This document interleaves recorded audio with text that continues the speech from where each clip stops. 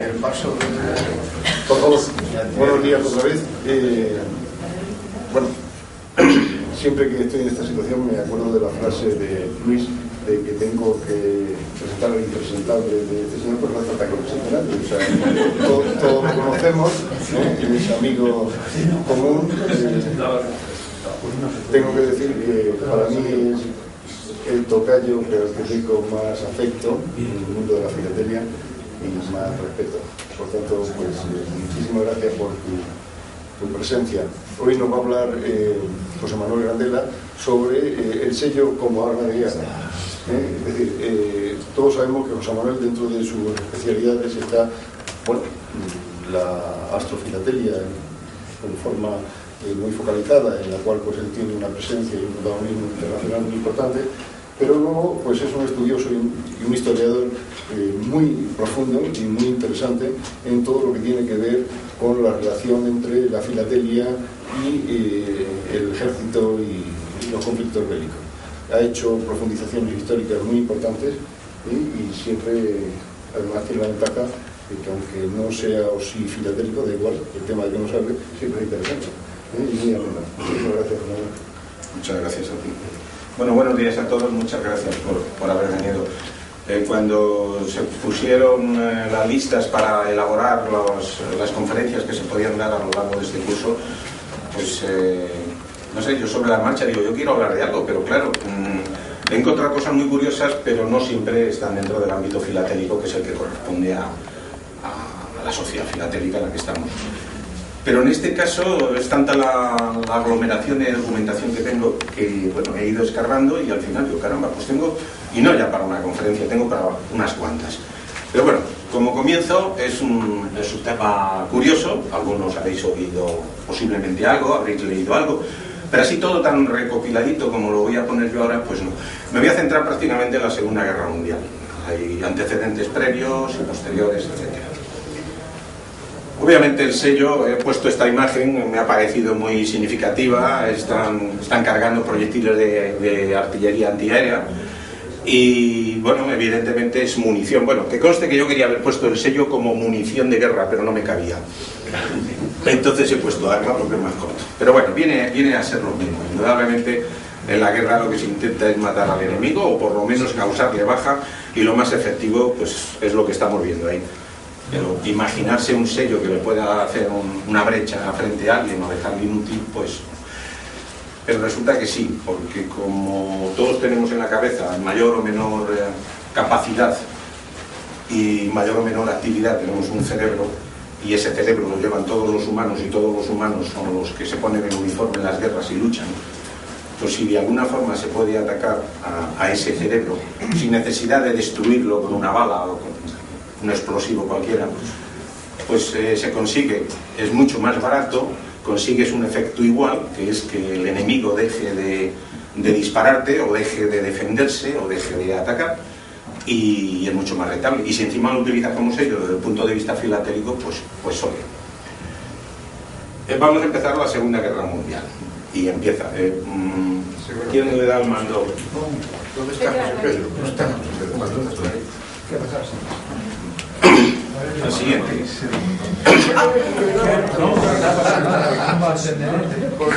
Casi le ha faltado un pelín.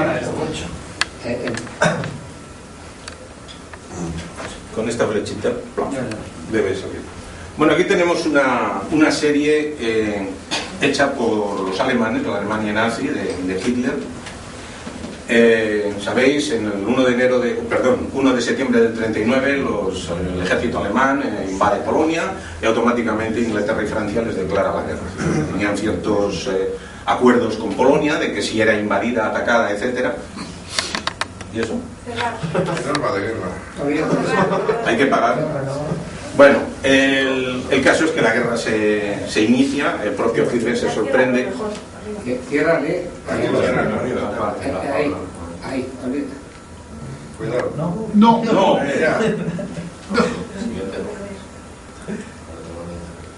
Renovar más tarde. No te deja. ¿Qué? Qué entretenido. No. Pues echarlo. Qué entretenido es esto. Bueno, menos mal que le estoy viendo la cara y me acuerdo de lo que estaba hablando. En la guerra se desencadena, el propio Hitler se sorprende mucho de que los ingleses y los franceses la declaren, total Polonia, pues toda la vida había sido invadida por los propios alemanes y los rusos del otro lado, total, una vez más. Pero no, se lo tomaron en serio y fue en serio y se inició la guerra. Entonces, pues la que todos conocemos, que duró 6 años hasta el año 45. Hitler consideraba, claro, tenía mucha chavadura, pero bueno, estuvo allí y era el jefe del Estado de la Alemania nazi del Tercer Reich. Consideró que Inglaterra era pan comido, que total era cruzar el canal y ir a por ellos.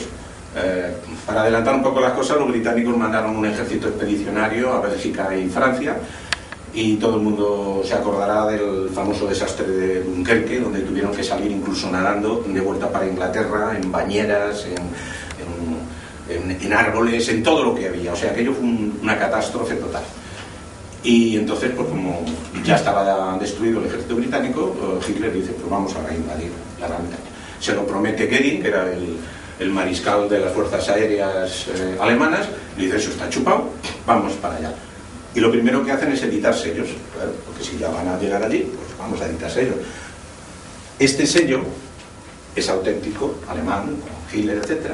Y entonces hacen estos dos nuevos, porque en cuanto llegue Hitler allí, lógicamente, como jefe de Estado de un nuevo país, le corresponde tener el sello.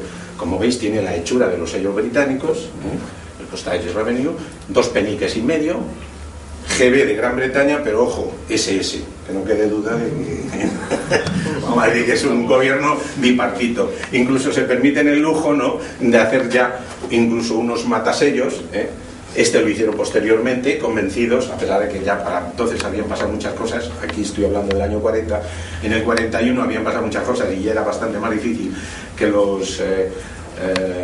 que la Luftwaffe consiguiera machacar a la RAF, que son las fuerzas aéreas británicas, y a pesar de ello pues estaban sacando efectos especiales ya con fecha concreta de que allí iba a estar Hitler en ese momento. Hitler destrona a Jorge VI, que era el monarca, el padre de la actual reina, que estaba entonces. Pasa a la siguiente, por favor. Tan es así que esta es todavía más gráfico que los sellos. Esto es un entero postal. Esta es la parte de atrás, ¿veis? Con el sello que os he enseñado antes. Y esto es en Whitehall, en Londres. Allí podéis ver el Big Ben, ¿lo veis? Y aquí está, ya por la posturita sabéis quién es, ¿no? Está Hitler, presidiendo un desfile de una división de las SS, nada menos que eran sus preferidas, todos guapetones de negro. Bueno, pues esto, lógicamente, hicieron que llegara a los británicos, y claro, se quedaron de piedra, porque daban por hecho de que esto era, pues eso, como todos nos creemos lo que nos dicen los anuncios, que el producto que tienes en la mano es el más barato, el más bonito, el más no sé qué, el más no sé cuánto. Cuando vieron esto, y pues esto es real, porque ahora esto se puede hacer con un Photoshop y con mil formas, pero en aquella época este montaje falso tenía su mérito. Y desde luego impactó y causó pupa en la moral de los británicos. Otra de las cosas que hicieron, como ya iba a ser inminente el llegar allí, esta serie de arriba, como pone, sellos auténticos británicos, son los de Jorge VI, con diferentes valores, etc. Entonces los alemanes empiezan ya a desestabilizar, a crear sellos de correos que los ponen en funcionamiento con sus agentes secretos, con sus espías en la Gran Bretaña, para que se vayan empleando en la correspondencia. Claro, a ti te dan varios sellos de estos y si no te fijas mucho, hay que apurar mucho. Observar la estrella de David que tienen todos estos de aquí abajo. Han coronado, en lugar de con una cruz, que está un poco borrosa, de la corona imperial británica, tiene aquí esto. Aquí ya es más difícil verlo, pero en todas estas flores dentro hay una hoz y un martillo. O sea, siempre emparejaban los alemanes el judaísmo con el comunismo. ¿O suena lo del contubernio judeo-masónico? Bien. Y algo más que a mí lo he estado buscando y es que no lo acababa de detectar. Dice, y el valor, no, la letra que define el penique, que en inglés sabéis viene de denario, la D, está alterada y no es una D limpia como aquí, sino que es una hoz y un martillo. Y sobre todo en este es donde se ve. El martillo es el vertical y esta es la hoz comunista que no llega a cerrar, pero que da el pego. O sea, a pesar de que le han hecho una serie de cambios, estos sellos estuvieron circulando, bueno, pues todo lo que quisieron, hasta que alguien pues empezó a darse cuenta del tema. Y pasa lo que luego más adelante comentaré. Entran los filatelistas en acción. pasa. No contentos con eso, pues crean, en este caso son unas tarjetas privadas, no las hace el Estado alemán, pero se autorizan que circulen. Y entonces son enteros postales, por decirlo de alguna forma, ya que algunas han circulado, como podéis ver, esta no lleva ningún sello alemán adicional, sino que consideran que como va ridiculizando a Winston Churchill, es suficiente garantía para que circule dentro de Alemania. Estos son 3 diseños, hubo más. Aquí se le ve con un destructor roto en la cabeza. Ya sabéis que él anteriormente, en la Primera Guerra Mundial, había sido marino y había sido jefe del almirantazgo, y seguía teniendo su carisma hacia la Royal Navy. Aquí es un Spitfire, un avión de caza que está cayendo hacia unas ruinas en llamas, y te dicen en alemán: no vale un penique. O sea, el valor de franqueo es no vale un penique, pero claro, se están refiriendo a este. Y observar el detalle que nosotros, por españoles, lo entendemos muy bien. Las siglas de Winston Churchill son VC, y todos sabemos lo que es el VC. Bueno, pasa a la siguiente. Más. Aquí tenemos 2 sellos auténticos buenos. Este es de Jorge V, en el 25 aniversario de su coronación, del 10 al 35, y la reproducción que hicieron los alemanes y que introdujeron en Inglaterra, y que pues eso, hubo mucha gente que no se dio cuenta y los emplearon y circularon. ¿Veis los cambios? Aquí aparece la estrella de David, por ejemplo. Lógicamente este señor es Stalin. Tenemos de nuevo la Odi y el martillo. Las fechas cambian, claro, no tiene nada que ver aquellas con estas que está poniendo el inicio de la Segunda Guerra Mundial con el año 44, que es cuando se editó este sello. Aquí veis, aquí se ve más claramente cómo la D, bueno, en este caso no estaba puesta, la D de denario, o sea, al medio, es un martillo y la hoz. Y lo que veis aquí dice: esta guerra es una guerra judía. O sea, estaban machacando a la opinión pública británica de que ellos lo que estaban haciendo no era luchando por ellos, sino estaban luchando por los judíos. O sea, pretendían desunir a la población británica, la retaguardia, de sus mandos, porque consideraran la guerra que fuera inútil. Este sello auténtico, que es el día de la coronación de Jorge VI, el padre de la actual reina, 12 de mayo de 37. Aquí hay 3 letras, que es la G, la E y la R. George, Elizabeth, rule. O sea, gobiernan Jorge e Isabel. Y aquí parece que es lo mismo, pero no. Son la SSSR, Unión de Repúblicas Socialistas Soviéticas. Además de que indudablemente aquí la reina está bastante más fea.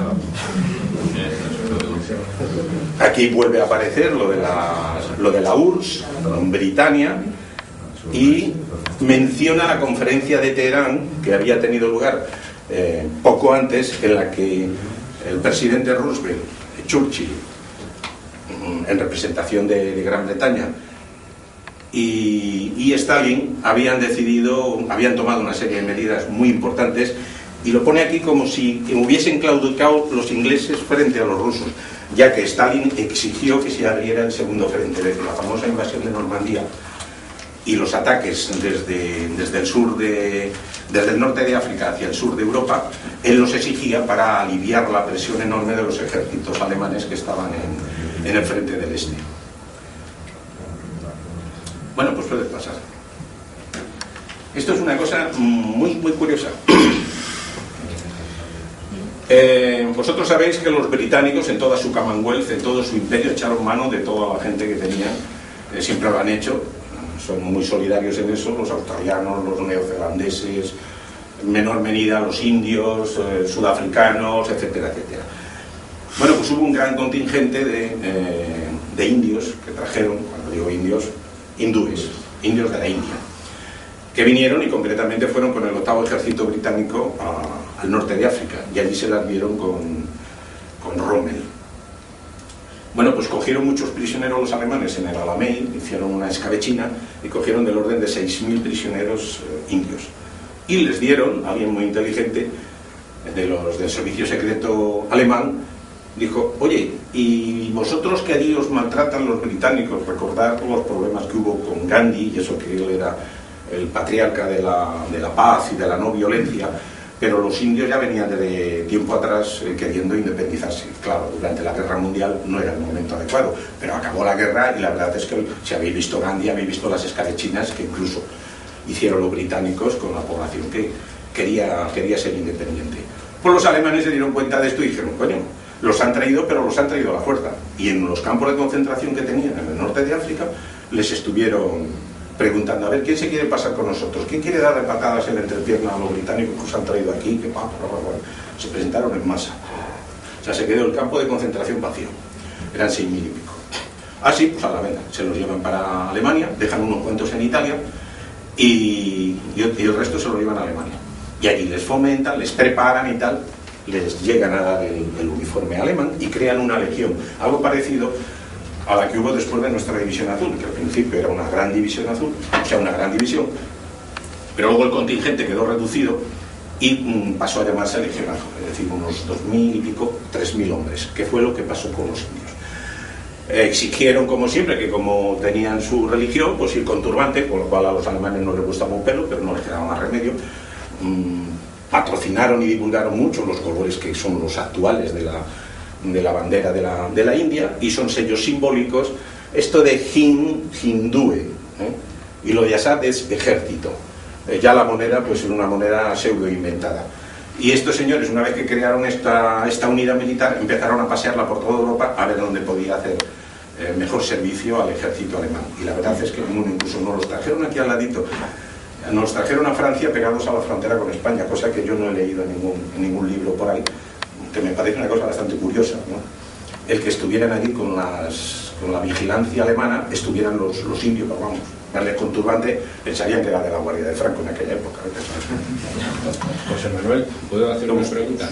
Supongo que eso de la moneda que dices son anas y rupias, ¿no? Pues sí, anas y rupias, es la misma que luego en el idioma, ¿no? Sí. Bueno, puedes pasar. Este es muy simpático, lo encontré en uno de mis libros de propaganda de guerra y dije, bueno, viene al pelo.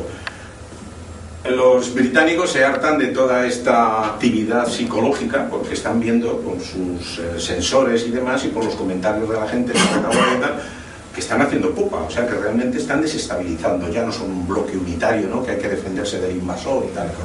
Y entonces deciden que hay que machacar a los alemanes. ¿Con qué? Pues con la misma moneda, con sellos. Entonces hubo un caricaturista de la época que, pues, muy gráficamente, ¿no? Y luego alguien dice, no se trata de girarlos así, ¿eh? Pásame a la siguiente, por favor. Se lo tomaron tan en serio como esto. Esto que vemos aquí son 3 suboficiales británicos. Bueno, creo que este de aquí era un capitán porque lo he leído en el libro, aunque no le veo los indicativos. Están cargando cohetes y los están cargando con propaganda, con cartas fraudulentas, cartas que simulan que son de ciudadanos alemanes para ciudadanos alemanes, pero subrepticiamente dentro de los textos proclaman que Alemania no va como debiera y que sus dirigentes no están haciendo lo que debieran y que la guerra es inútil y por qué tenemos que estar en guerra con países con quien siempre nos hemos llevado bien, etc. Esto se llamó Operación Cornflake, copos de maíz, porque querían que los alemanes se desayunaran con esto todas las mañanas. Pasamos a la siguiente. Aquí hay unos soldados americanos, ya los americanos trabajan conjuntamente con los británicos, hablo en el servicio secreto, todo esto lo llevaba un departamento del servicio secreto, era una subdirección. Están cargando debajo del ala de un avión unos cohetes y ahora vamos a ver para qué. Pasa, por favor.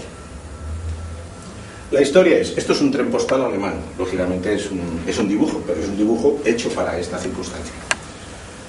Cargaban en los cohetes más unas sacas que ellos llevaban, una correspondencia similar a la que luego vamos a ver.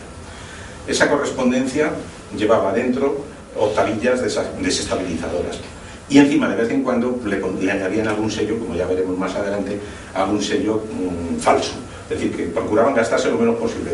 Los británicos y los americanos hacían los propios sellos imitando a los alemanes, igual que Hitler había hecho lo mismo con Jorge VI, etc. Entonces, estudiaban el trayecto del tren que iban a atacar, entre qué ciudades o qué recorrido iba a hacer. Entonces, las cartas iban dirigidas en esa línea de ese trayecto. esperaban, acechaban al tren y entonces le daban un par de pasadas, le tiraban varias bombas y el tren lo inmediato es parar el tren y todo el mundo por pies, campo a través, a echar a correr, ¿no? Conseguían volar alguno de los vagones, etcétera, con lo cual la correspondencia real que llevaba salía toda a hacer puñetas por allí, esparcida y no sé qué, no sé cuánto. Asustaban, ametrallaban y tal, pero no mucho, porque era todo un paripé, y al fin, y con los cohetes, lógicamente, soltaban también, y entonces se iban. Y cuando ya se puede volver al tren, pues ya volvían, claro, los carteros, que son todos muy probos y muy rectos y tal, a recoger cartas por el campo. Y claro, estaban las que habían volado reales que ellos llevaban, más las tropecientas mil que se habían esparcido de los sacos que ellos habían llevado, sin saberlo, porque aparentemente eran todas iguales. Pues nada, para recuperarlas todas, se metían, el tren llegaba a su destino y seguía el reparto. Y ya estaba dentro de Alemania esa misión desestabilizadora, todo eso que lógicamente ni se te ocurría salir a la calle a pregonarlo, pero siempre tenías algún amigo, alguien que decía, joder, mira lo que dice este, y nosotros sin enterarnos, mira lo que... Es decir, que conseguían su efecto. Aquí tenemos una de las cartas con un sello falsificado de Hitler, pero daba al pego, para que tuvieran como había censura, obviamente una seria censura, para que tuvieran un poco más de respaldo serio, solían ser cartas de firmas comerciales. En este caso, esto que he puesto aquí es lo que veis aquí para que se pueda leer, en este caso es de un banco. El banco bienes de giro y cajas de ahorro. Bueno, pues parece mentira que con todo ese dineral que se han gastado en toda la preparación de esa misión, lleguen y la caden aquí. Kasserein en alemán es con K. Bueno, pues hubo un probofuncionario, siempre hay un probofuncionario por ahí, que dijo, no te limito de mira, anda que también, y tiró la carta, sino se fue a la Gestapo con ella. Y claro, el señor, pues empezaron a tirar el hilo y a buscar, y a ver, ¿quién ha recibido carta en las últimas horas o en los últimos no sé qué, no sé cuánto? Venga a buscar. Empezaron a recolectar y se dieron cuenta de que era una maniobra de gran envergadura hecha por los aliados para minar la moral de ellos. Fijaros en qué se gastaban las cosas. Sellos falsos americanos. Este no es Bush, o sea, no. Primero empezaron imitando los sellos reales. Además, como veis, están muy bien. Habría que poner uno al lado para ver que están fenomenal y dieron el pego. Y luego simplemente para encordiar metían en franqueo, en cartas, te metían alguno de estos y este en medio. Y entonces pues pasaban. Para poder que le cogieran con una carta de esas en la mano. Pero ¿qué pasó? De nuevo vuelven a entrar los filatelistas. Carta que aparecía con un sello de este tipo. Bueno, si esto no está catalogado, desaparecía. Con lo cual muchas veces la envergadura, la importancia de los preparativos angloamericanos para desestabilizar y demás, se quedaban en nada porque los sellos más curiosos desaparecían, es decir, no llegaban a su destino. ¿Por qué? Porque había un montón de filatelistas que los estaban acaparando como ratitas, esperando mejores momentos, porque aquello era una cosa nunca vista. Por favor. Otras dos hojitas, estas son un poco más burdas, las otras están mejor acabadas. Está claro que estuvieron haciendo ensayos de todo tipo. Otra más. Esta fue un poco más sutil, aunque la calidad de los sellos deja mucho que desear. Este señor de aquí es Heinrich Himmler, que era a la sazón el jefe de las SS, de la Gestapo. Era el ministro de Interior y le llamaban Reichsführer, o sea, detrás de Hitler era el número uno, el hombre de su mayor confianza, el que organizó los campos de concentración, todo aquello. Bueno, pues pensaron, dándole vueltas al coco, de que si introducían estos sellos intercalados con los reales de Hitler y a la vez dentro de las cartas anunciaban que había un cierto movimiento de desestabilización, de derrocar a Hitler por parte de sus propios amigos y consejeros más directos, que aquello aquí podía hacer pupa. Y tanta pupa hizo que esto lo hicieron los británicos. Se lo mandaron a sus agentes en Suiza, y los agentes en Suiza, como había una conexión, Suiza era neutral, Suiza y Suecia eran los únicos neutrales en toda esa Europa, porque España no estaba en ese ajo. E incluso en Portugal empezaron a repartir estos sellos para que se emplearan y se lanzaran aquí. Y entonces hay una llamada, nada menos que de Washington a Londres, del jefe del servicio secreto americano avisándoles de que estén atentos porque hay un movimiento que se está creando en Alemania, que incluso hay una evidencia de sellos postales del nuevo jefe de Estado. Y claro, los ingleses se tiraron por los suelos, porque es que nadie le había dicho a sus compañeros, a sus camaradas, a sus aliados, les había dicho que estaban haciendo esta maniobra. Y los americanos lo descubrieron gracias a sus agentes. Leyeron aquello y dijeron, ¡guau! Si esto está hecho, si Alemania se va a derrumbar sola, y mira qué información nos vamos a dar a los ingleses. Los ingleses lo estamos fabricando nosotros, Canelo. Pasa así. Una carta circulada, como veis, con el sello auténtico de Hitler y los otros dos. ¿Y quién va a sospechar? Si además se parece, no en este valor, pero se parece al valor de 6 que habéis visto antes.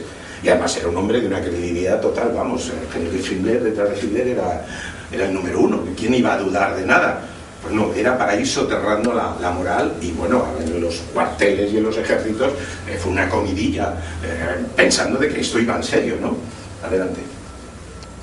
Otro caso parecido ocurrió con Hans Frank, que era el gobernador de la Polonia invadida, donde ya sabemos que si los alemanes, los nazis hicieron barbaridades, en Polonia se cebara una conciencia, y este era pues la mano derecha de Hitler, allí concretamente en Polonia. Bueno, pues esto con el permiso de los británicos, bueno, los sellos los hicieron los británicos, pero los bombardearon en sacas y se los pusieron en manos del ejército de resistencia de Polonia. Polonia había quedado completamente deshecha, pero siempre queda alguien que se reagrupa y lucha contra el ejército invasor. Y entonces empezaron a aparecer cartas con los dos sellos que dan el pego total, el uno al lado del otro, nadie puede dudar. Y era para el mismo efecto que hemos visto con Hitler, ¿no?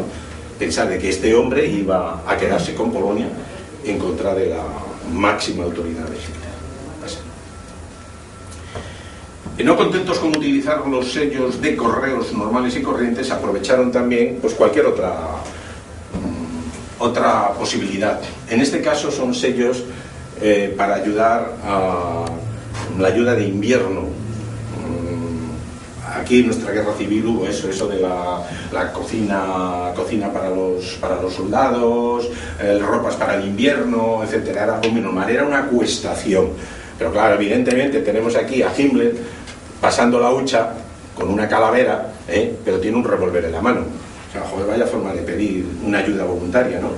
Y esto es algo que me impresionó, porque yo la primera vez que vi este sello no entendía qué pasaba, pero es que este sello es reproducción de una fotografía real de un soldado alemán, que es que los propios alemanes, es curioso, porque tanto los propios soldados, el propio gobierno alemán como los gobiernos enemigos divulgaron esta fotografía urbi et orbi. Los alemanes porque estaban orgullosos de cómo luchaban sus soldados. Este hombre estaba vivo, cuando se le hizo la foto estaba vivo. Un proyectil le pasó y le barrió toda la cara, todo lo que veis, y lo dejó así y no se murió.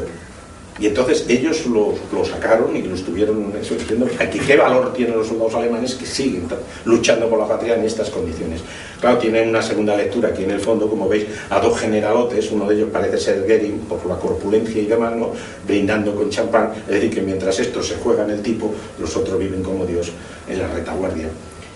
Pero es que esta misma foto es la que en este caso utilizan los británicos para decirle a los alemanes hay que ver cómo están abusando de vosotros y cómo os están haciendo daño. Y este, bueno, es el tipo de hojita en la que venían reproducidos. Esto los he puesto más grandes para que se viera. Pasa, por favor. Una carta que ha circulado, no la he conseguido en color, una carta ha circulado color 2, pasó el pego, nadie se paró a pensarlo, porque esta era una imagen muy conocida, pero claro, nadie ha pensado en esto, ni que Himmler está ahí con una pistola obligando a la gente a soltar el dinero. Pasa. Creo que merecía la pena hacerle un homenaje al filatelista, por eso de que todos los que estamos aquí lo somos. Porque, bueno, antes de seguir adelante, me gustó mucho siempre esta emisión, se hizo en plena guerra, ¿no?, el día del sello. Está el hombre, primero observo, creo que es Zoncato, a ver si estoy equivocado, porque yo siempre cojo la lupa con la mano derecha y el sello con las pinzas con la izquierda, y soy derecho. Este está del revés. No es que tenga importancia, lo que sí me gusta es que tenga su chaquetita, su corbata, pero lleva un mandilón para no ensuciarse, que eso de la filatelia ensucia, por lo visto. Y lógicamente para ilustrarse la procedencia de los sellos, ahí hay una esfera terrestre, un sello muy bien. Lo he sacado porque inadvertidamente, o por lo menos no era su espíritu, y lo he mencionado ya varias veces, estropearon varias de los programas de acción psicológica que tenían preparados unos y otros. cuando en cualquiera de los cauces por los que iban esos sellos, que eran todos falsos, pero de una presencia, bueno, inequívoca y tal, pues aparece un filatelista y no aparece uno, se queda con Júpiter, se lo comentan los demás, total que esos cauces en muchas ocasiones se interrumpieron y machacaron una inversión millonaria que habían hecho los aliados y Alemania a la vez para desestabilizar al enemigo. Pasa. Otra forma de hacer pupa, Marruecos. Ya sabéis que Marruecos dependía, Francia fue ocupada por los alemanes. Pero el mariscal Pétain se rindió y se creó el gobierno de Vichy, es decir, una parte de Francia no estuvo bajo el dominio alemán, entre comillas. Se suponía que había un gobierno francés, pero un gobierno títere, el del mariscal Pétain y Pierre Laval. Y seguían, por lo menos en el papel, seguían poseyendo sus colonias en el resto del mundo. Las más inmediatas y más cercanas eran Marruecos, el Marruecos francés, al lado del Marruecos español, etc. Y entonces difama que algo queda. Empezaron los británicos a sacar estos sellos y se los estuvieron pasando a los franceses de Vichy, diciendo, que los alemanes se van a quedar con vuestro Marruecos. Y la prueba está, mira los sellos, lo que está poniendo. Correo del Reich alemán en Marruecos. Estaban sobrecargados, eran sellos que ya existían del Marruecos francés, Maroc. Y aquello hizo mucha pupa, porque hubo conversaciones para que les aseguraran, entre Pétain y Churchill, para que les aseguraran de que aquello no era cierto, de que no les iban a invadir y tal. Cosa que es mentira, porque les invadieron. Más, divide y vencerás. Aquí tenemos dos sellos muy conocidos. Ya sabéis que eran uña y carne, Hitler y Mussolini, cada uno en su estilo, cada uno en su forma. Ya sabemos la diferencia que hay entre los teutones y los italianos. O sea, eso, como somos latinos, lo entendemos muy bien. Entonces, en el sello original, pues aquí ponía, bueno, vemos a los dos jefes de gobierno. Dos pueblos, una guerra, dice en italiano, en este sello italiano. Vemos aquí una bayoneta perfecta, vemos las fasces italianas, el haz italiano, que era el símbolo del fascio, la esvástica aquí, etc. Y entonces los americanos pues hacen este sello. Observar los detalles. De momento Hitler tiene un cabreo que no se aclara. Mirarle la ceja. Hablando de cejas, mirar la de Mussolini. Parece que le está echando una bronca y el otro está todo amilanado, por no decir otra cosa. La bayoneta, que aquí estaba brillante y lozana, está mordida, está hecha polvo. Las fasces, el hacha, está también deshecho. Y bueno, y la cara de pena que tiene, que se lo coge. Aquí tenemos este es el sello normal, donde hay un soldado de cada uno, un soldado de la Wehrmacht, otro de italiano. Una guerra, un filo. Sí. Ah, bueno, sí, se me ha olvidado. Sí, un pueblo, un Führer. O sea que este no pintaba para nada, que era lo que quería decir. Sí. Aquí los han reproducido, pero también aquí volví a decir lo mismo. Este mismo, pero en alemán. Que ya, al margen de eso, uno de los dos soldados lleva el fusil mal. Porque si lo correcto es llevarlo con el izquierdo, uno lo lleva con el derecho. Y si lo correcto es llevarlo con el derecho, con el izquierdo. Pero para la foto queda así más bien centrado. Pero dicen, ay, qué bien, ¿en qué se gastaban el dinero? Pues coño, pues sobre todo en el caso de Italia, que ya sabéis fue invadida por los aliados en el año 42, y empezaron a subir para arriba, y al final pues los italianos, que no tienen, digamos, esa voluntad nacional, porque Italia tiene 150 años más o menos como país, pues se pasaron al enemigo, que se les da muy bien. Y los alemanes tuvieron que sacar divisiones de otros sitios para defender Italia, porque menos que podía ser, tenía que ser defendida por los propios italianos, pero no. Y fue cuando le secuestraron a Mussolini, cuando se lo llevaron al Alto Abruzzo, y cuando Hitler mandó al comando de Otto Skorzeny, que lo hemos tenido viviendo aquí en España hasta que se murió, y le rescató de allí, volvió a crear el gobierno fascista, y aprovechó y fusiló a su yerno, etcétera, etcétera. Toda esa historia propia de un culebrón de la televisión. Pasa. Bueno, nos aproximamos al final. Esta es una imagen magnífica, ¿no?, de Hitler, ¿no? Es el no va más. Es un entero postal, ¿eh? Esta es la parte trasera de él, con un sello de Hindenburg, 6 peniques, foto bonita, digo, entero postal alemán auténtico. Bueno, pues si a alguien le ha podido parecer que lo que hemos estado viendo hasta ahora ha podido, pues no sé, ser un gasto o un empleo de tiempo y de hombres sin una sustancia directa, pues lo que vamos a ver ahora, no digamos, como no hay niños, creo que se puede poner. Dale. Observad la diferencia. Esta es la versión británica. Pues no le dolieron prendas, o sea, ni siquiera su propia censura, que a veces era... Esto lo hicieron los británicos, los americanos dijeron que no. Cuando se enteraron, renunciamos, como son tan puritanos, ya se sabe. Pero se las traen. No sé qué circulara, pero desde luego es esta. En fin. Y ahora pues preguntas que queráis hacer, porque esto tiene mucho campo, que queráis. Algo que os haya llamado la atención, o como veis la filatelia da mucho de sí. Y podría estar hablando ahora con mucho más detalle de cada cosa. Una fuente de esto donde lo has sacado, porque veo que esa es la pregunta que muchos hacen. La fuente de esto... De varios sitios. Hay una organización que se llama Psywar, o sea, Guerra Psicológica, The Psychological War, que es internacional, donde todo el mundo, todos los estudiosos de esto, de todas las guerras, hasta encontrar cosas de la guerra de Cuba, nuestra guerra de Cuba, ¿no? Resulta que los americanos tiraron octavillas desde globos en Santiago de Cuba cuando nos deshicieron la flota y todo aquello y tal. Y lo he tenido que descubrir en esas fuentes. Luego lo he constatado allí en Washington personalmente, pero... Y entonces es increíble. Luego hay multitud de guerras, sobre todo posteriormente a la Segunda Guerra Mundial, cuando empezó la Commonwealth poco menos a desmembrarse, las colonias francesas, Las Vegas y todo, ¿no? Todos los momentos de sublevación, en todos aparece la filatelia, con fines más o menos similares, etc. Y te metes en uno de estos y te va dando versiones. Fulanito es autor de un libro que no sé qué, pues ahí que te vas, compras el libro.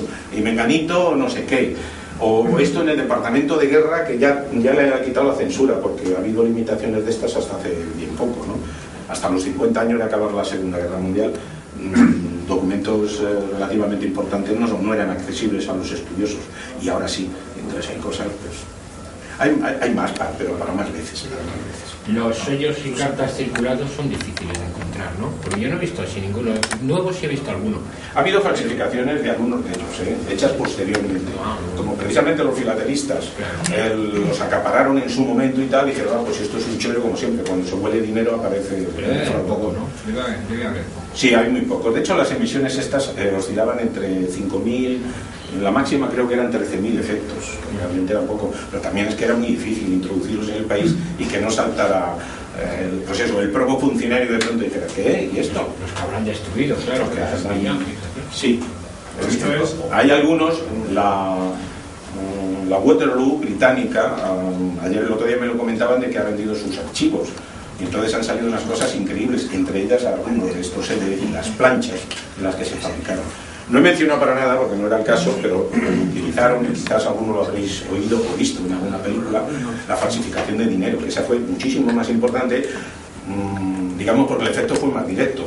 O sea, los alemanes en campos de concentración en Schaffhausen hicieron con los especialistas judíos que habían sacado de artes gráficas y que eran auténticos artistas, hicieron falsificaciones de un billete de 5 libras, hicieron nada menos que 5.000 millones de libras. Y eran tan perfectos, los metieron desde Suiza y desde Suecia, los metieron de prueba a ver qué pasaba, incluso obligaron a que llegaran a los bancos y que los cataran. Y claro, no tenían la consistencia de lo de ahora. A pesar de ello, pasaron todos los controles y entonces inundaron. Entonces, para que nadie sospechara esa cantidad de grandes, como tenían una gran red de espías por todos lados, como el famoso Cicerón allá en Turquía y tal, lo que hicieron fue pagarles a esos espías, pagarles con libras falsas hechas por ellos, por lo cual, fíjate, les costaba el peso del papel, y sin embargo luego llegaban allí y era dinero real. Y luego ha costado, al acabar la guerra, ha costado identificar los unos de los otros, porque seguían circulando, claro, se habían ido adentrando y eran tan válidos unos como otros. Claro, es todo el peso de un Estado dedicado a falsificar, ¿cómo no lo vas a hacer bien? Y los otros les iba al cuello, claro, los pobrecitos judíos de los campos de concentración.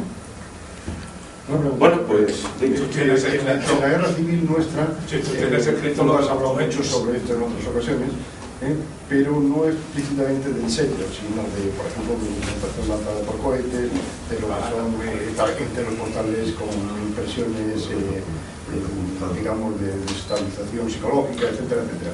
Pero el sello en sí mismo, este tipo de funciones llegaron a hacerse, ¿verdad? No se hizo. Enteros postales y cosas por el estilo. Enteros postales y el sello patriótico propio tuyo de tu zona o ofensivo. En la zona republicana se utilizaron mucho el antifascismo y el no sé qué, y sabíamos... Tabillas de formular. Sí, como el tabilla, sí, el tabilla con los cohetes que tú tienes escritura. Pero que circulaban de forma absolutamente ortodoxa porque estaban dentro de... Sí, no había sellos falsos hechos por unos para que circularan por la zona de los otros, eso no hubo. Esto aquí ya se desmadraron. Pero fue un campo de aprendizaje porque ellos no tenían... es decir, que lo que hicieron fue desarrollar de una forma masiva y con los medios que tuvieron, sobre todo los alemanes, cuando asaltaron Polonia el 1 de septiembre, cuando empezó la guerra, ellos ya llevaban su primera compañía de propaganda y radiodifusión, calcadita de las que se había hecho aquí en el Pardo y luego en Prado del Rey. ¿Sí? O sea, habían visto cómo funcionaba aquello, lo hicieron a lo grande, se prepararon porque sabían la utilidad que tenía y sabían que aquello tampoco iban a acabarlo al día siguiente de la invasión de Polonia. Luego se les desmadró, pero ¿qué pasa? Que fueron multiplicando las compañías y los servicios secretos y todas las unidades que luego pues, dieron pie a todo este tipo de cosas. Bueno, muchas gracias. Nada, pues...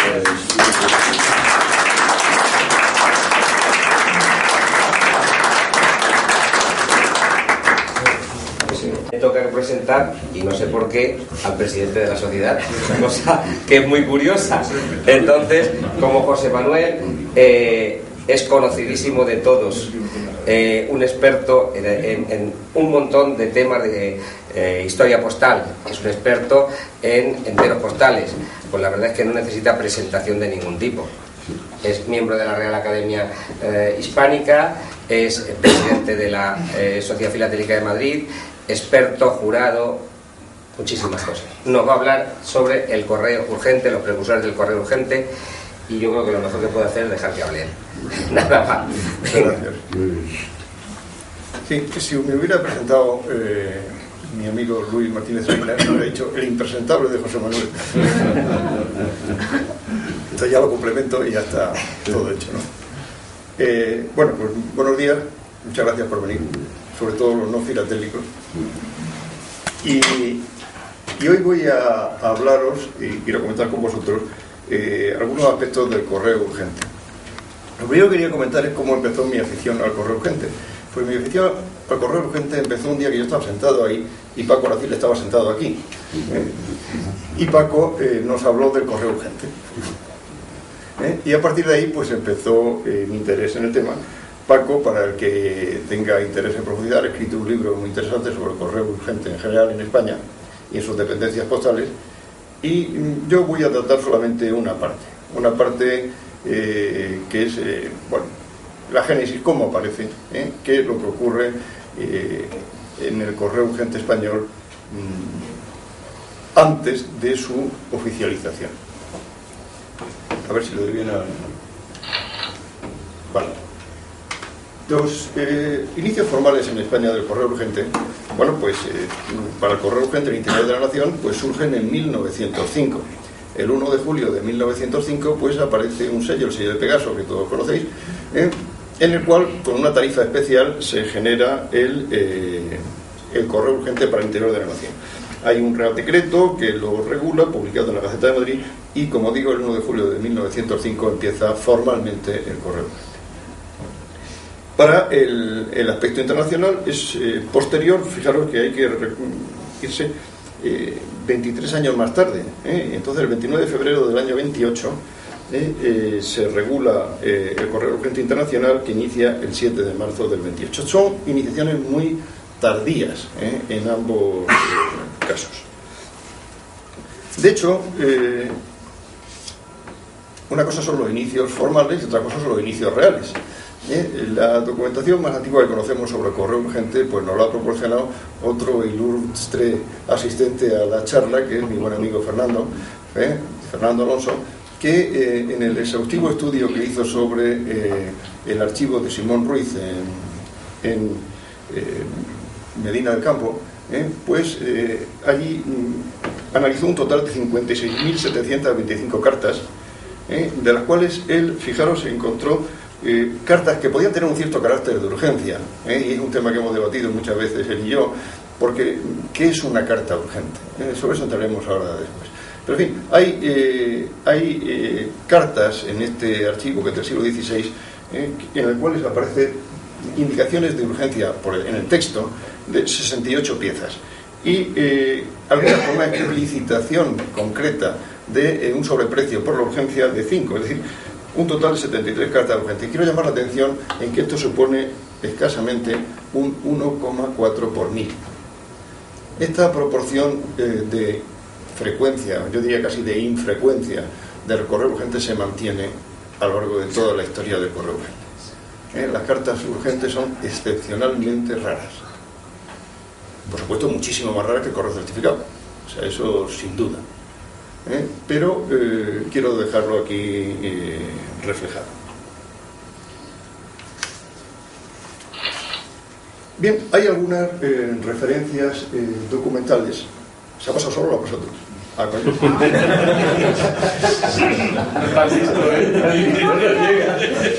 Me ha parecido excepcional. Bien, de todas maneras, buceando, decir, bueno, vamos a ver, ¿y cuándo puede aparecer o cuándo aparece alguna cosa que nos dé idea, que nos dé pistas de cómo funcionaba el correo urgente? Y primero, antes de todo, yo querría comentaros qué entiendo por correo urgente.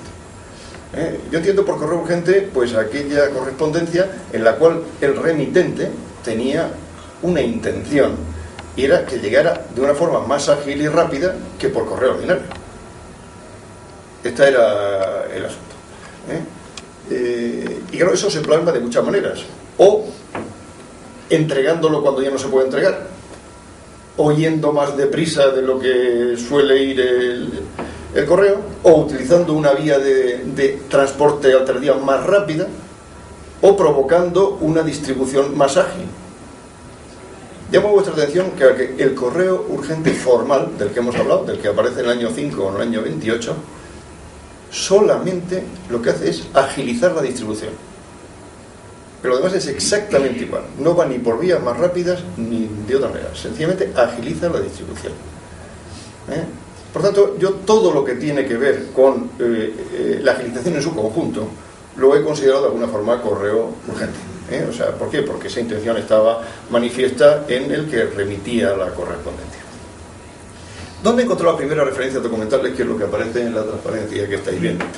Pues mira, en el acta adicional del 21 de marzo del 85 de Lisboa, el convenio del Congreso Postal de Lisboa, que reforma y modifica el convenio de París de 1 de junio del 78. ¿Sí? Aquí hay un error, 1878, como podéis imaginar. Eso es un... Ahí aparece una referencia al correo urgente. Luego, en cosas sueltas y que no tienen nada que ver, pues también aparecen. Por ejemplo, yo encontré una cosa curiosa en el correo militar de Villafranca a Lugo, un documento de correo militar en Galicia en 1811 que habla de la urgencia. Ahora lo comentaremos. Y luego, otra cosa curiosa que también sirve para documentar la existencia de los elementos que hacían posible alguna forma de urgencia, en los reglamentos de telégrafos de entrega de correspondencia de 1855. Bueno, ¿qué tiene que ver? Ahora intentaré explicar por qué he mezclado todo esto. Sí. ¿Qué aparece en el Congreso Postal de Lisboa? Pues claro, en el artículo 5 y el 5 duplicado, en el duplicado dice exactamente, dice: los envíos que se han de entregar por propio serán señalados con un sello que lleve en letras gruesas la palabra express. Es decir, que ya habla de un servicio especial. Estamos hablando de 1855. En el punto 9 de ese mismo apartado dice: a petición de los remitentes, los objetos de correspondencia de cualquier clase son entregados a domicilio por un mensajero especial inmediatamente después de la llegada, en los países de la Unión que consientan encargarse de este servicio en sus recíprocas instalaciones. Dice: estos envíos se califican por propio y quedan sometidos a un porte especial de entrega a domicilio. Este porte se fija en 30 céntimos y debe ser pagado previamente y por entero por el remitente, además del porte ordinario. Estamos hablando de 1885. La tarifa entonces era 15 céntimos. y habla de un sobreporte de 30 céntimos, es decir, que se regula para la correspondencia internacional ya incluso el precio de la correspondencia urgente.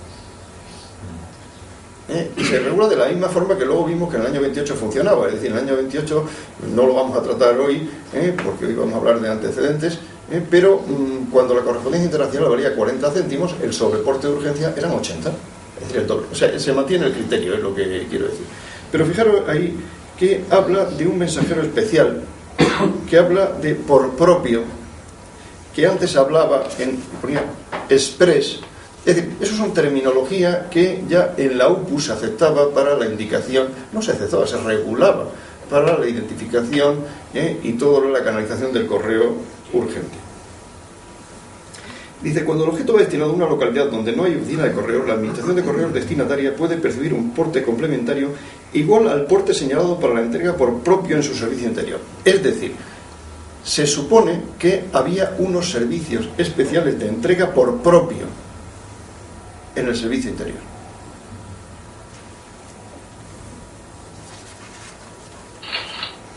Aquí, ¿qué tengo allí en cuanto a la Dirección General de Telégrafos?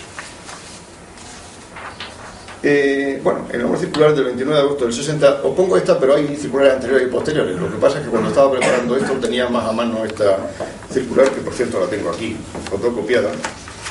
Esto procede de un estudio inacabado, que yo creo que no se acabará nunca, que estoy haciendo sobre la correspondencia mixta postal y telegráfica a mediados del 19, que es un tema muy interesante cuando, como sabéis, la extensión de la red telegráfica era pequeña y tenía que ser complementada necesariamente por el correo. Bueno, pues fijaros, aquí dice, en el punto 1, dice, todo despacho expedido de correspondencia privada de servicio interior se cobrará, además del precio de la tarifa de transmisión, tarifa telegráfica, los 2 reales por porte a domicilio y lo que corresponda al transporte por correos o por propio. Es decir, se supone que como estamos aquí hablando de transporte por correo, es curioso, la cifra de 2 reales. Todos los que conocéis esta época de la filatelia sabéis que 2 reales era el precio del certificado. ¿Qué es lo que realmente se cobraba en el certificado? Realmente el reparto, que era individualizado y con recurso de recibo, porque tenía que firmar el recibito, porque el reparto no se cobraba nunca, era el famoso cuartillo del cartero, y era mogollones cuando llegaba, sin embargo había un reporte especial. Ese mismo sistema era el que se usaba para la correspondencia telegráfica, y ese se identifica con el transporte por propio, de donde podemos inducir, evidentemente sabéis que a mí me gustan los terrenos fronterizos y por tanto esto no tiene más que el valor de una hipótesis, que seguramente el costo del reparto por propio estandarizado fuera también 2 reales. Por todo este batiburrillo de temas que tenemos aquí encima de la mesa. Bien.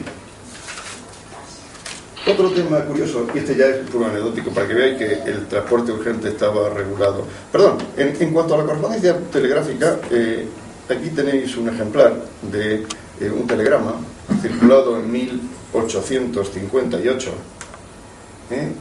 en el cual pues, está todo el conjunto, es decir, el telegrama en sí mismo, el texto del telegrama, el sobre en el que se repartía, y el recibo de imposición, en el cual recibo estaban detallados todos los costos de este servicio. Os lo leo. Dice, coste de la transmisión 22 reales con 80 céntimos, porte, en este caso había 3 opciones, a domicilio, por correo o por propio, amparados en el mismo impreso, es decir, que el concepto de reparto por propio estaba, como insisto, recogido. 2 reales, total 24 reales con 80 céntimos, lo cual es una pasta impresionante, impresionante. Y dice, bueno, es que el telegrama debía ser una especie de novela. No, era esto. Es una cosa ridícula. O sea, es decir, 8 o 10 palabras. Era caro. Bueno, entonces, entrando en otro aspecto anecdótico de correo urgente, pues otro buen amigo y compañero de la academia, Andrés Pascual, me facilitó un documento en el cual he reproducido solamente la parte que nos afecta y que es curiosa. Dice: los pliegos que lleven una raya gorda de tinta así, pum, esa vertical, quiere decir que no corren prisa. Los que llevan 2 rayas así, significa que vayan a paso regular. Y los que llevan 3 así, quiere decir que deben de llevarse corriendo para que lleguen cuanto antes. Dice: el que pierda o no entregue a tiempo el pliego que se le entrega para pasarlo debe ser castigado a proporción del retraso que resulte por el parte que son los otros puestos. O sea que, con cuidado.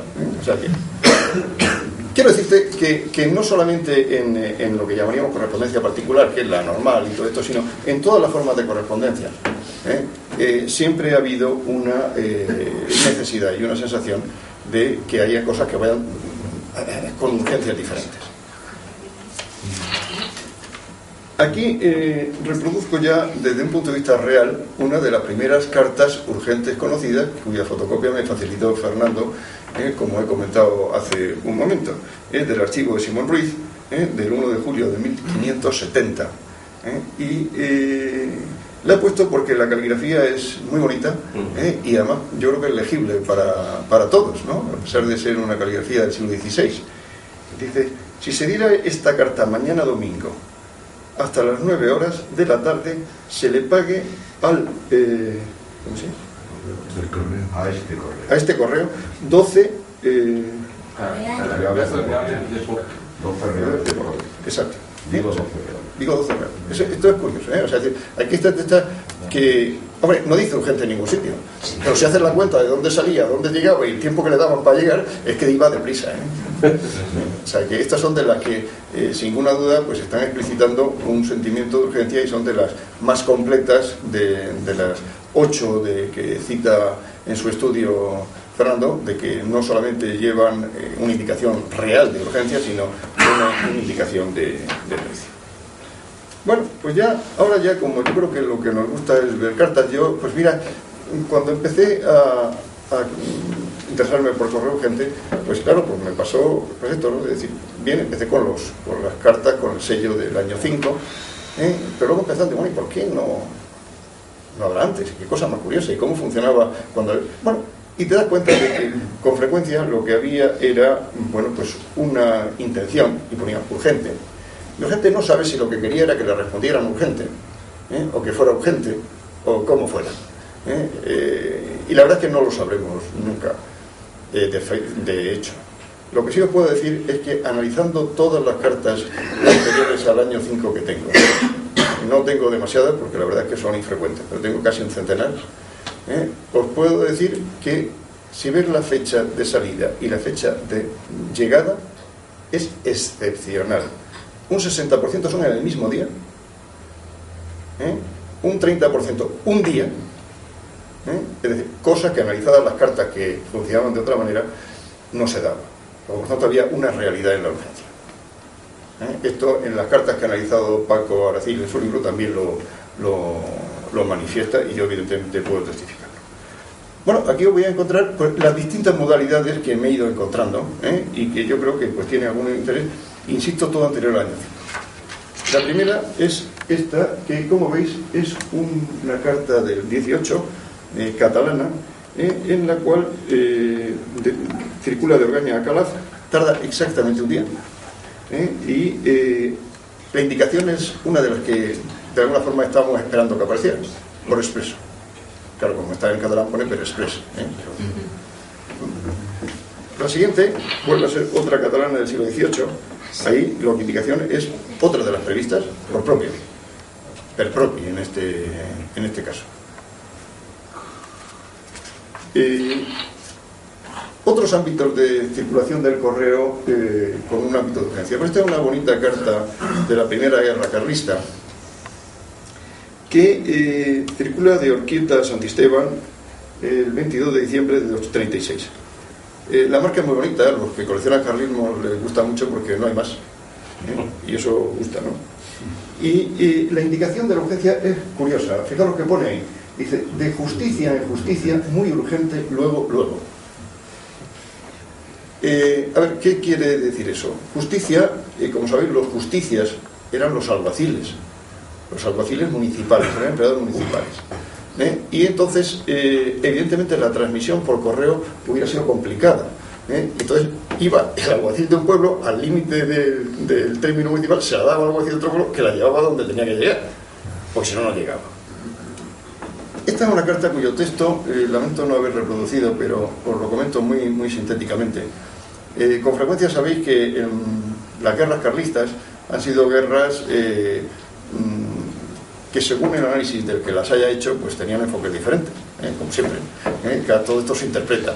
Entonces, el concepto del carlismo muchas veces ha habido quien lo ha contemplado como un movimiento caciquil en el norte de España durante una temporada, sin un sentido más que de apropiarse del poder sin más, etc. Esta carta demuestra que esto no era así. O sea, esta gente tenía sentido del Estado. Fijaros, esta carta, la fecha 22 de diciembre, y va al alcalde del Valle de Santisteban, por la administración de suministros. El señor de la administración de suministros estaba cerrando el presupuesto del año, y le urge a que le mande la documentación porque tiene que cerrar el presupuesto. O sea, que los aspectos de control eran importantes. Bien, os voy a comentar otra bonita carta carlista. Esta me gusta mucho. Esta me gusta mucho porque además es una de las pocas cartas conocidas de la Primera Guerra Carlista con porteo. Lo normal eran cartas como la anterior, que eran cartas básicamente administrativas, con franquicias de alguna forma u otra, ¿no? Y esta carta tiene la gracia de que es una carta enrutada, es decir, que viene a la ruta por la que debe de circular. Como veis, va de Salvatierra a Bezaín, que es Beasaín, o donde sea ahí. O sea, te aclara que donde esté el señor, que vayan a entregársela. Bien, dice, marca de la manuscrita pone Real Servicio, urgente, y también de justicia en justicia, el mismo procedimiento de antes, dice, exigiendo recibo, con exigencia de recibo. La ruta es curiosa porque va de Salvatierra a Zuazu, Zuazu a Uspuru, Uspuru Larrea, Larrea Elguea Escoriaza, Escoriaza Mondragón, Mondragón Beasaín, y de Beasaín a donde se halle, suponiendo que no estuviera allí. Si uno mira los mapas, y sobre todo los mapas de la época, no hay caminos entre esos pueblos, no hay carretera, no hay caminos. Tiene su lógica. Si ibas por el camino, lo más probable es que te pescaran, ¿no? O sea, que tenía que ir por donde pudieran, para garantizar su llegada. Estábamos en guerra. Conozco una tercera carta urgente carlista, nada más, que la tiene Julio Peñas. Pero claro, la guerra carlista fue una guerra entre dos elementos, el bando carlista y el bando liberal. Bueno, esta es otra carta también de la guerra carlista, pero del Correo Liberal. Es del año 38, va de Pamplona a Vitoria. Bien, dentro de las cosas estas en las que estaba regulado de ninguna manera, es decir, no estaba regulado todo esto, pues claro, hay muchas modalidades de reflejar el concepto de la urgencia. Aquí, en esta que tenemos, pues aparece este concepto de pago, ¿no? Esta circula de San Fernando a Cádiz el 21 de septiembre del 54 y tiene la marca urgente, y entregándola en mano propia le darán 2 reales. Fijaros que vuelven a aparecer los 2 reales, es significativo, o sea, esto es algo que a mí me ha llamado la atención y que va casando con todo lo que hemos dicho anteriormente. Casa. Bien, luego pasamos a otro elemento también conocido en la prefilatelia española y muy estudiado, y es el tema de los cosarios de gaditanos.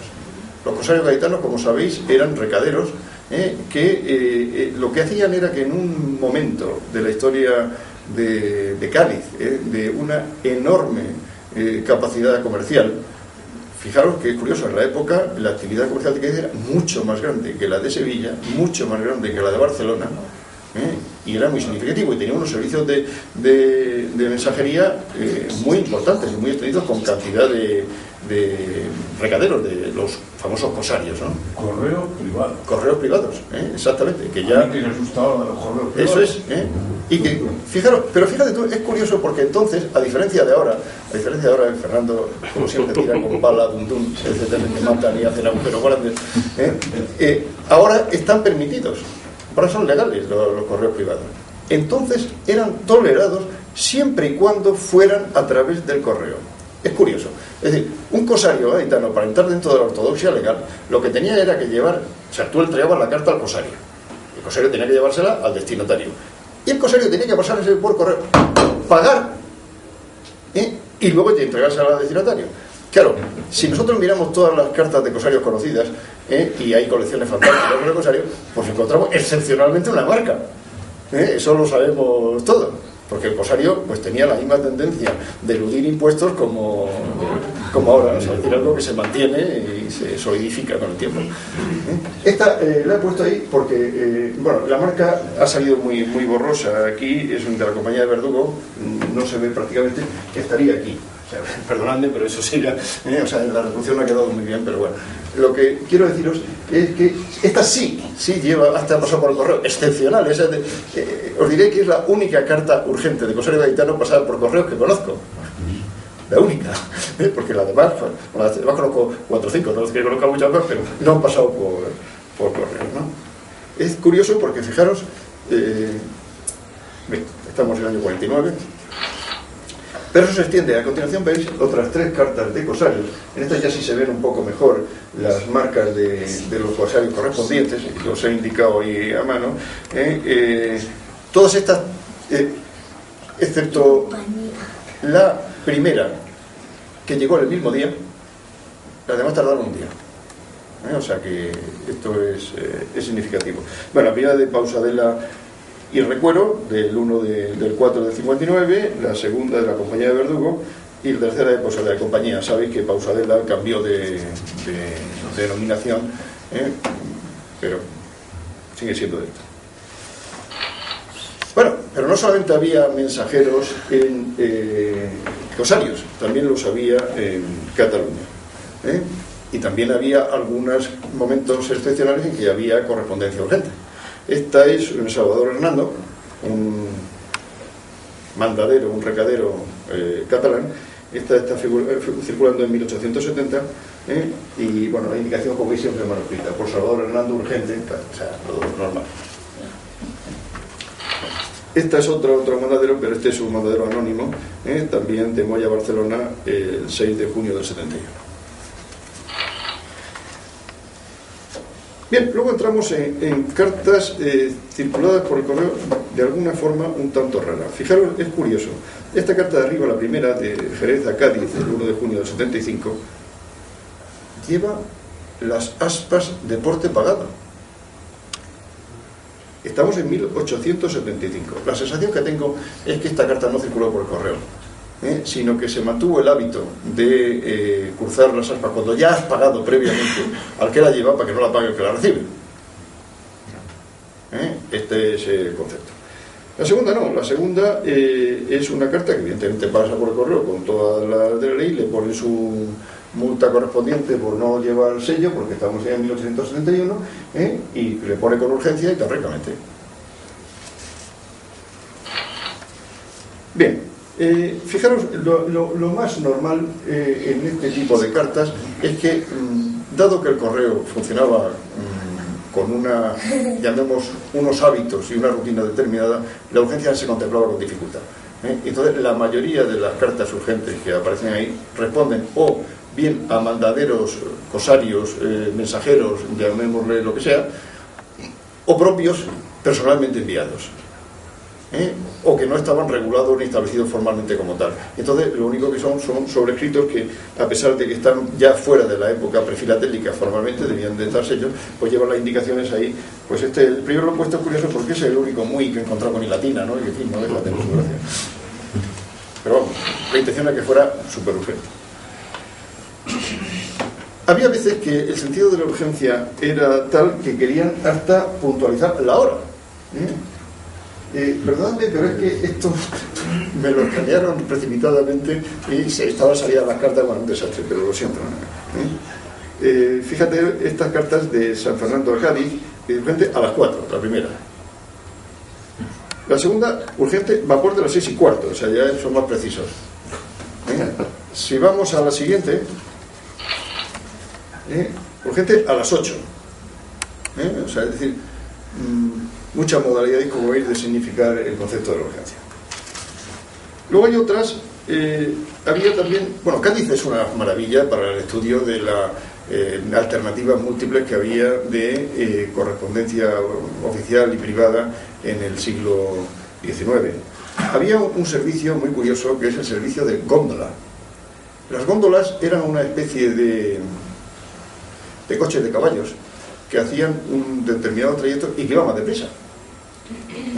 Y entonces había góndolas de muchas horas. O sea, entonces, bueno, pues ahí tenemos una serie de cartas por góndola con indicación de hora. La primera, bueno, pues urgentísima por la góndola de las 7. Fijaros, del 18 al 19 de julio. O sea, es decir, es lo que yo te decía de que tardaba poquísimo, ¿no? La anterior que hemos visto, que esta circula en un solo día. Estas dos tardan un día, las siguientes, ¿no? Las dos de góndola, que tienes la urgentísima por la góndola de las 7, urgente por la góndola de las 4. Bien. Os hablaba antes de que en toda la documentación que hemos analizado con frecuencia aparece la palabra de por propio. Dice, bueno, y si pone por propio solo, ¿qué quiere decir que es urgente? Pues la respuesta es sí. Esta además tiene un texto curioso en el interior que nos hace entender esto de una forma clarísima, ¿no? Esta va de Gibraltar a Cádiz. Y la nota que dice del interior es esa que reflejo ahí. Dice, el expreso ha de estar de vuelta en Gibraltar el viernes 21 con la contestación. Fijaros que esto nos da otra pista, y es que las que pongan por expreso, como también veíamos antes, también son urgentes. Es decir, oiga, que vaya que venga, pero zumbando. Pero no solamente en Cádiz, evidentemente, ve este tipo de correspondencia, aunque son las más frecuentes a encontrar allí, primero porque los archivos de Susanes y de todas las que encontró Mario Milman, pues nos han dado mucho material a todos, ¿no? Pero aquí tenemos una de Santa María de Cumbres a órdenes. Dice, por propio que hará constar su entrega pronto.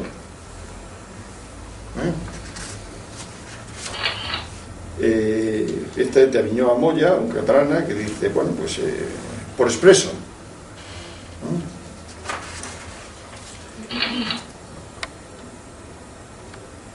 Fijaros, aquí hay una cosa curiosa, porque en esta siguiente, que es de Sanlúcar a Sevilla, el 12 del 10 del 57, dice, urgente y porte pagado.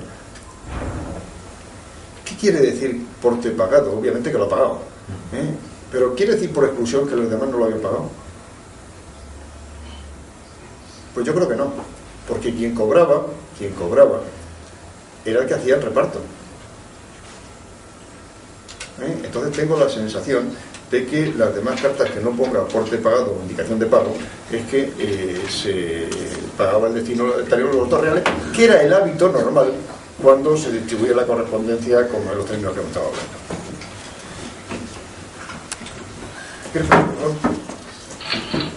Esta es una correspondencia administrativa muy curiosa.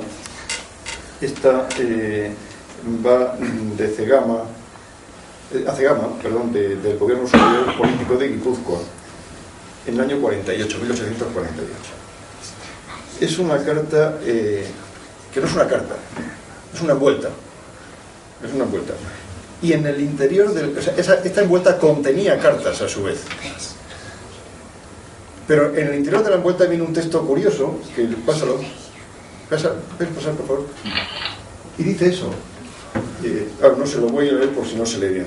Dice, se han recibido dos oficios, uno para el señor comandante de guardias civiles y otro para el señor Lecumberri de Berrederos, y no existiendo en esta, los ha recogido el coronel del regimiento de la Reina, que con su columna se halla en esta para darle el curso correspondiente. Es decir, los movimientos de tropas que estaban habiendo allí en la zona hacían que, claro, la correspondencia llegaba, pero a lo mejor no estaba el tío ya. Y sobre todo cuando era correspondencia oficial, en este caso se hace circular, como veis, en una envuelta lacrada. Pasa. Bien, otra modalidad de urgencia, esta se daba también un poco en función de los destinatarios y de los remitentes, y es la correspondencia administrativa entre alcaldías. Aquí tenemos dos bonitas cartas. Claro, en este caso ambas se significa con las letras Servicio Nacional Urgente, SN Urgente, como veis. La primera va de Calella a Pineda, y la segunda de Police Tordera a Malgrat, ambas en Cataluña.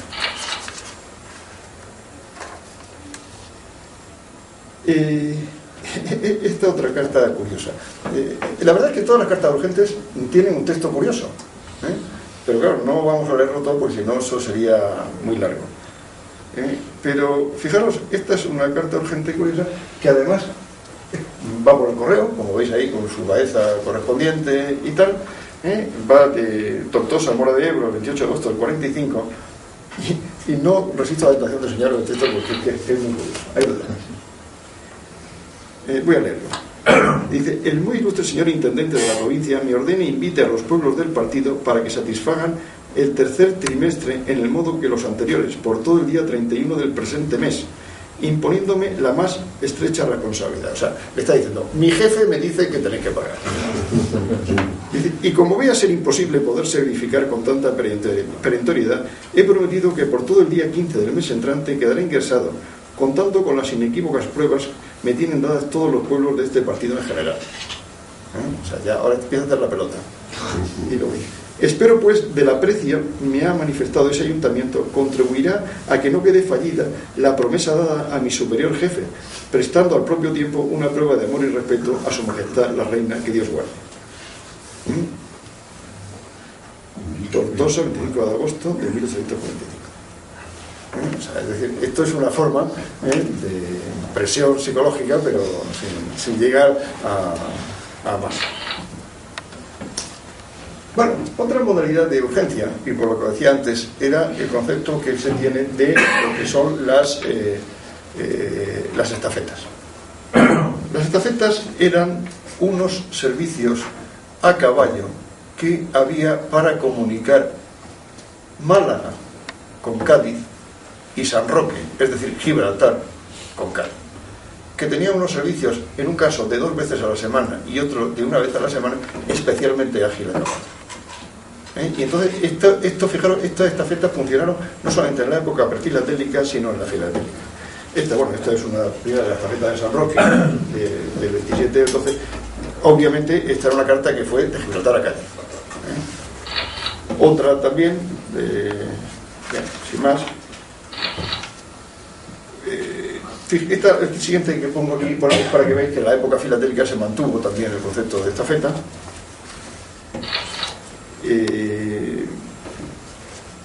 Esto está estudiado por Lorenzo Valverde y lo podéis mirar con pormenor. La estafeta de Málaga pues le pasa lo mismo. Van con sus tasas normales y por la estafeta. Esta última tiene una gracia especial porque fijaros que dice, esta carta va desde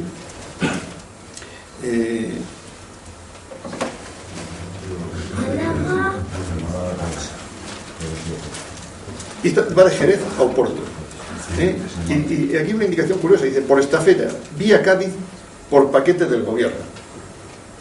O sea, primero la manda por estafeta y luego en Cádiz que coja el paquete, es decir, el barco que le va a llevar a Oporto, tiene su llegada a Oporto, los 90 reales, que entonces había para la correspondencia internacional. Bueno, también aquí aparece una carta con el número de 1 por estafeta, porque tiene cierta la simpatía, que tiene siempre el número 1 para todos nosotros, y ya está. Bien, a ver, esto ya es otro concepto distinto, es los correos de alcance, otro concepto de urgencia. ¿Qué es el alcance? Fijaros,